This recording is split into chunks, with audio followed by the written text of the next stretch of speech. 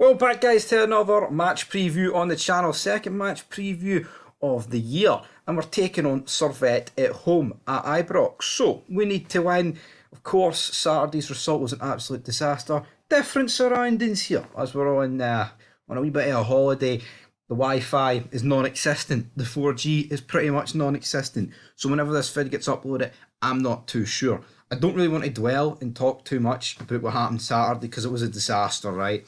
If you want to hear my thoughts, I mean, most people would have already seen it, but of course, watch the Kilmarnock game. It was not watch the Kilmarnock game, watch the Kilmarnock game review, and then you'll get all my thoughts on that. But in terms of this game against Servette, I'm not that hopeful. I think the fact that we're at home and it's at Ibrox is really the only saving factor about this game. I think if this was away, with the way Beale and some of these players are performing, like people have saying it, man, there was no game plan.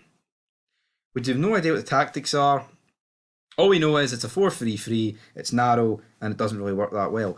I think Servette will probably start the stronger team, and then we'll probably get into the game just due to the fact it's at Ibrox. What we really need is an early goal. I said that in the Killy preview. I was like, we need an early goal about a minute in here.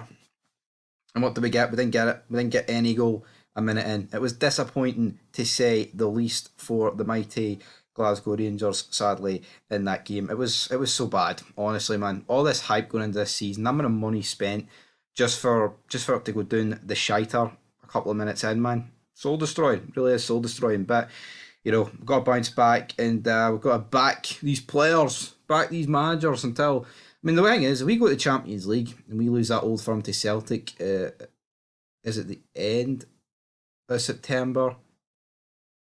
Or not the end of September, is it start of September or end of August? I can't actually necessarily remember. And also today we did get drawn against PSV or Storm Graz, so it looks like it could be a reunion against PSV, which I'm not really bothered about who we get in that. I just want to see how you'll be able to tell if we turn up against Servette. I think you'll be able to tell if we have a chance against PSV or not. Even before, right? Of course we've got a chance, but realistically, I think last year against PSV we got lucky. We weren't that good in the first leg, but we got a couple of scrappy goals. Second leg, they were pretty horrendous.